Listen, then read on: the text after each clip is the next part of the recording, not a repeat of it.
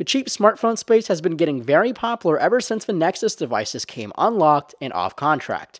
Now, with multiple manufacturers making these low-cost yet feature-packed smartphones, we have to determine which one would come on top in the battle between two of the least expensive smartphones around. On one side, we have the Moto G, featuring a 4.5-inch display, Android 4.4.2, and the former backing of big Google themselves, and on the opposite side, we have the BLU Vivo 4.8 HD, a company based in Miami making super low-cost but design-rich devices for the masses. Which one will come out on top? Stay tuned and find out.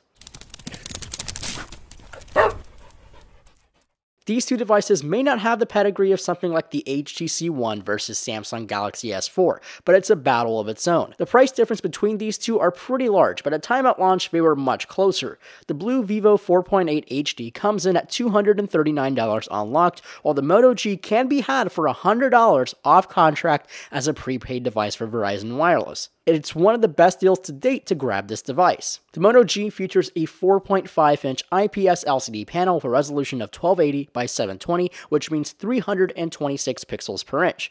Inside, you'll find a 1.2 GHz quad-core Snapdragon 400 processor, 1 GB of RAM, and the Adreno 305 GPU. The BLU Vivo 4.8 HD has a 4.8-inch 720p Super AMOLED display, a 1.5 GHz quad-core MediaTek CPU, 1 GB of RAM, and a PowerVR GPU. They have generic names because they are cheaper CPU and GPU sets, but they do the job and run the ROM. If I were to choose which display would be best, it would be the Moto G hands down. IPS is a plus, and the colors are fantastic. The AMOLED on the 4.8 HD feels a little warm, and the whites look more yellow and orange to my eyes, while the IPS just looks fantastic from all angles. These two are very polar opposite when you consider the sizes of these two. The BLU Vivo 4.8 HD comes at a razor-thin 6.9mm and weighs absolutely nothing compared to the bigger Moto G. Much bigger and heftier at 11.6mm, but the G does feel more compact and higher quality than the BLU Vivo 4.8 HD, but at 11.6mm, it's one of the thickest smartphones currently around.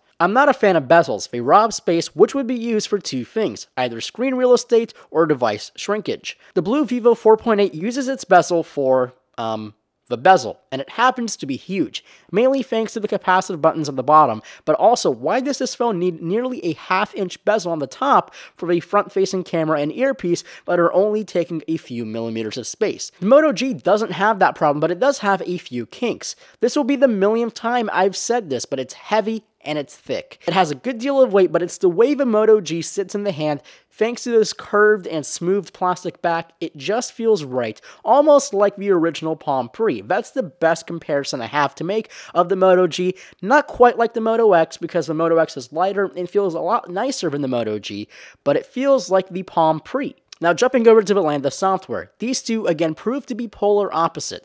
They both run Android obviously, but since the Moto G runs almost a bare-bone version of Android, it's now running Android 4.4.2, while the poor heavily customized BLU Vivo 4.8 HD is running only Android 4.2.1 Jelly Bean. The experience on the G is sorta dull, but also very smooth and fast.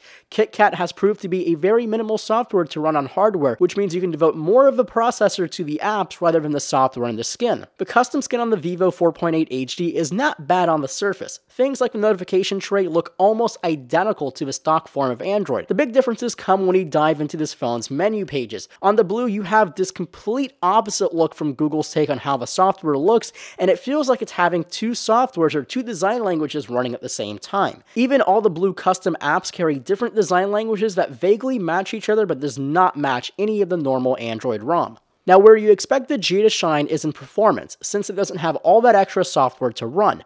I thought so too, but even with Geekbench scores, both single-core and multi-core runs will put the BLU ahead by a few mere points. However, real-world performance like opening the same applications like Google's Chrome or Temple Run also spawn identical times in startup. These are not going to beat your $700 G2, but they are powerful enough. So if you're looking for a winner, you may be disappointed. I would say go for the cheapest one to buy, and right now, that's the Moto Lenovo G.